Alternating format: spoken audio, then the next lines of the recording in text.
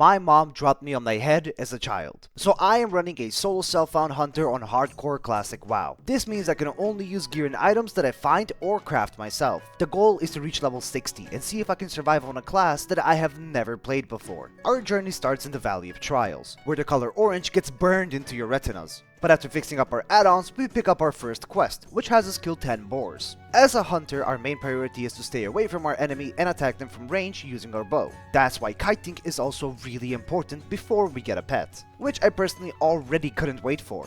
We then get tasked with slaying Sarktooth, a level 4 mob. However, since we're playing a hunter, this is easy peasy. After turning this quest in, and after finishing up the boars, we end up back at Gornek.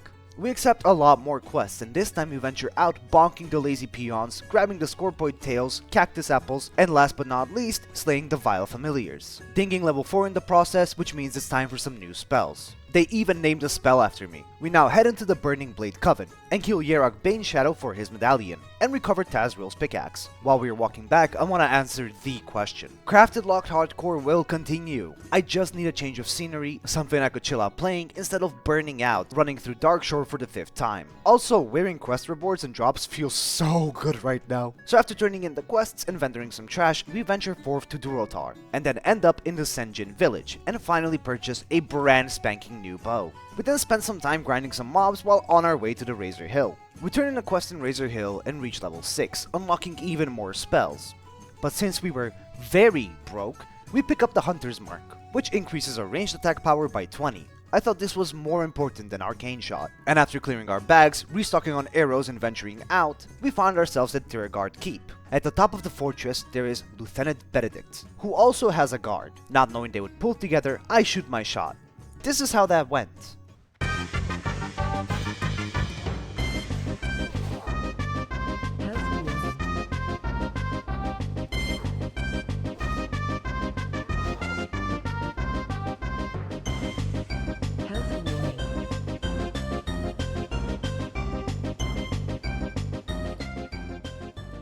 Health warning.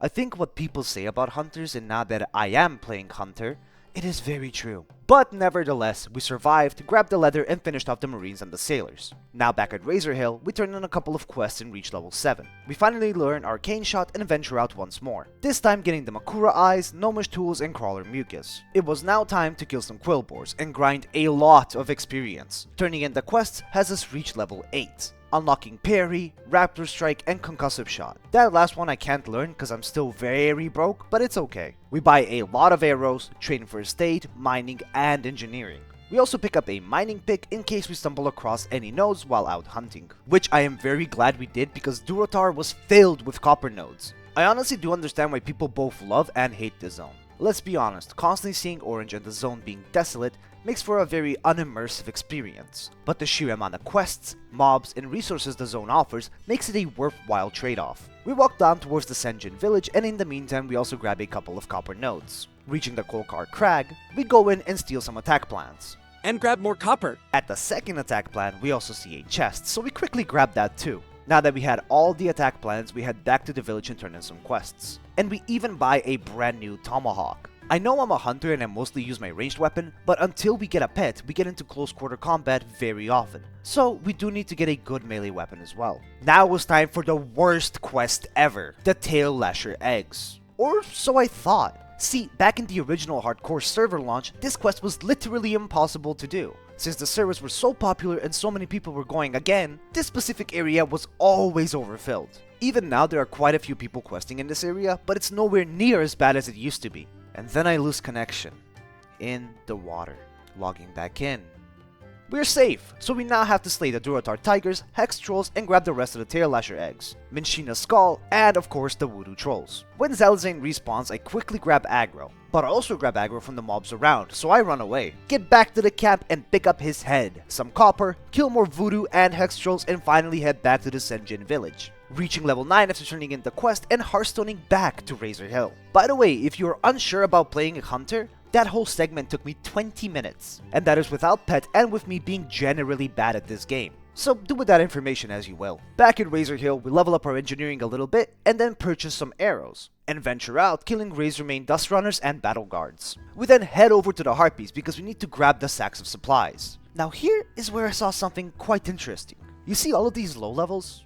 Well, not all of them are low level. They're all in a party as solo self-out adventurers and are getting boosted by a higher level player. This is something I kept seeing around in Durotar, and I had no clue why. What's more is that the Horde side on the Soulseeker EU hardcore server seemed way less populated than the Alliance. But in return, the Horde players were generally nicer, which I will touch back on later in this video. After turning in the sacks, we get rewarded with a grinding segment, so that's what we did. We kill a bunch of harpies, level up our engineering some more, because we kept mining copper and finally hit back to Razor Hill. Turning in the quest has us reach level 10, giving us Aspect of the Hawk and rank 2 of Serpent Stink. More importantly though, we can now finally tame a pet. And then we abandon him. But we get a new pet, and we abandon him as well. Now heading down to the river, we tried to tame a scorpion, which went, not well. Okay, attempt number 2. And that didn't go well either. Okay, 3rd time's the charm. Love me, love me, love me, please, please, please, please, please, please. I'm a bit of, what you would call a ladies' man. We then head over to the crossroads, pick up a few quests, and fly to Orgrimmar. You are just as beautiful as when I left you. We walk over to the pet trainer, learn some abilities for our scorpion, and then turn in the quest, allowing us to feed and revive our pet. Finally! Then in the Gromash hold, we find ourselves right in front of Thrall, and quickly accept this quest. Now it was time to go kill some goddamn harpies. And since we have our pet, our DPS is so much higher. And most importantly, we can stay far back and shoot our little bow while our pet tanks for us. This is the bread and butter of Hunter. You pretty much always have a tank with you.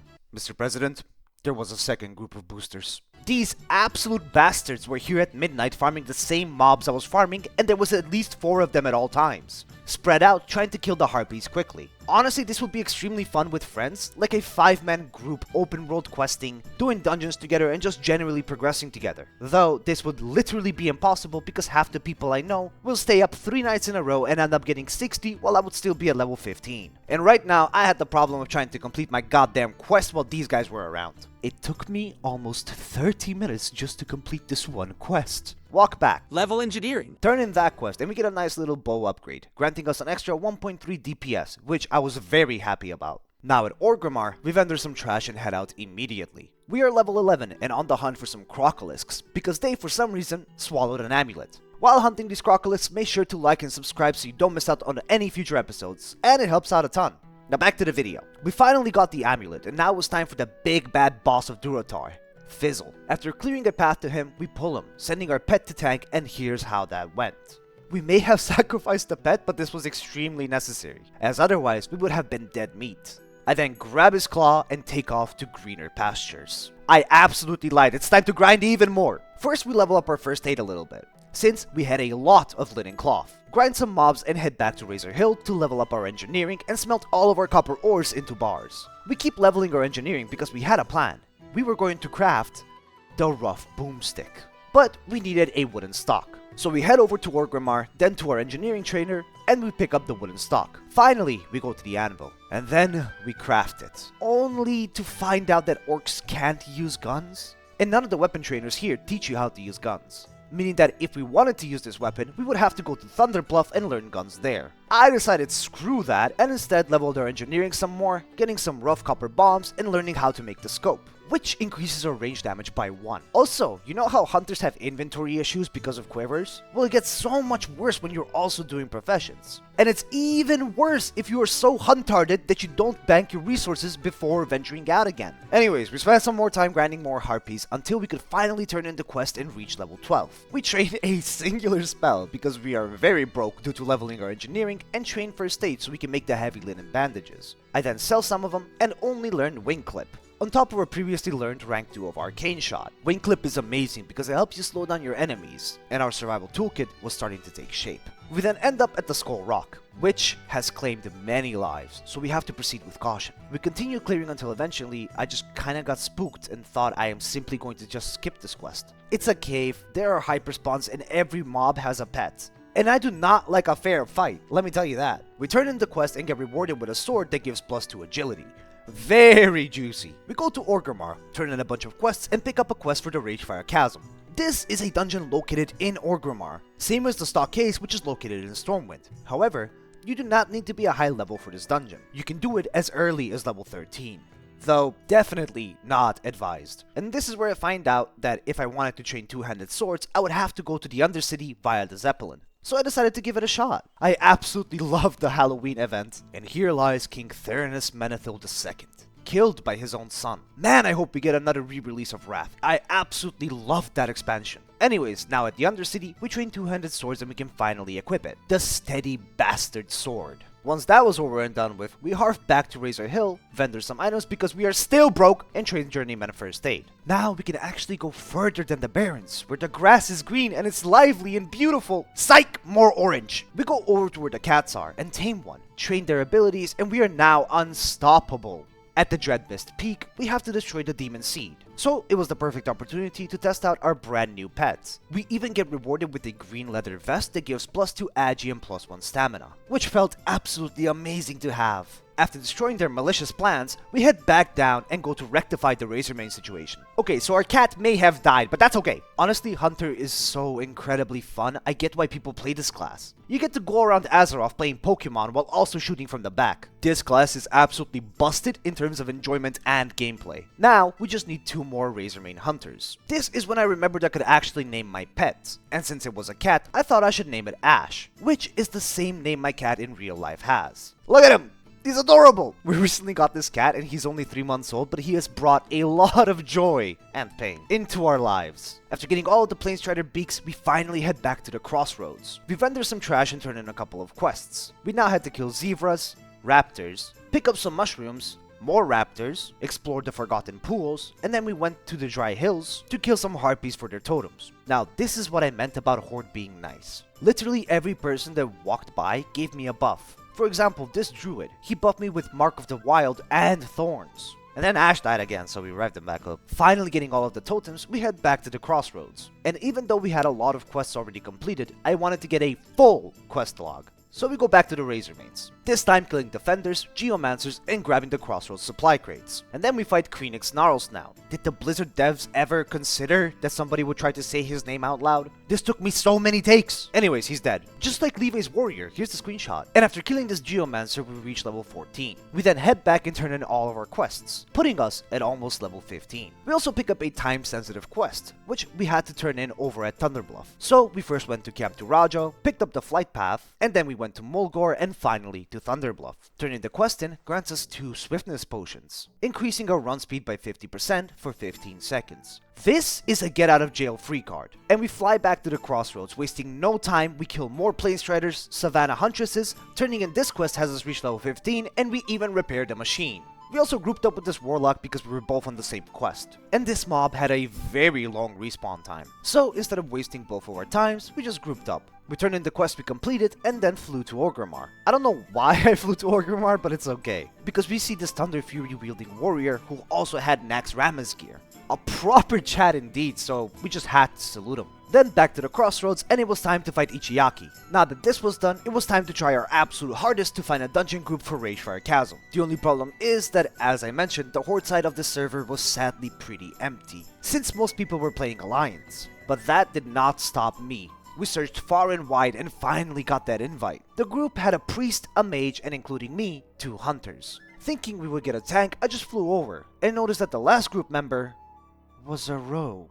This means that we had no tank, but I was down to give it a shot. Heading into the Ragefire Chasm, they already started clearing, and their setup was very interesting. The hunter would set the pet, and then he would melee. The priest would heal the pet and the hunter, and it was totally sustainable. They even shared quests, although a bit too late. Anyways, we keep clearing, and we have this little close call, and the priest says, "What the frick? Run out. Guys." But there was no need. We just had to stay put and keep fighting. I actually don't even know why he would say that, when he was pretty much not even half mana. Anyways, we kept clearing and easily dispatched of Ogleflints. We keep on clearing and we keep on clearing, and then a green cape drops. This cape gives +1 stamina, strength, and agi. I need on it, and you already know I got it in the bag with a solid 64. Then a gun drops, the compact shotgun, which had quite a bit more DPS than my bow. And even though I hadn't learned guns yet, I wanted to get it as it would be an upgrade when I would be leveling. Everyone else passes on it and I get the shotgun. So far the run has been amazing. Now it was time for Targaman the Hungerer, and it was exceptionally executed. I think both my cat and his bear had a taunt, so we were completely safe the whole time. On his death, he drops a nice dagger for our rogue, and then we continued going forward. Another ranged weapon drops, and this time it was a bow, which was actually even better than the gun. So I instantly needed on that, and I got it, immediately equipping it and putting a 16x scope on it, ready for sniping some cultists. We also reached level 16, which has me over the moon. Nothing else happened after that. We cleared the whole dungeon and got out safely, doing my first dungeon on my hunter without a tank, as God intended. Join me next time as we keep grinding and keep clearing harder and harder dungeons, doing our absolute best to hit level 60 as a self-found hunter. Thank you all for watching, and I will see you next Saturday.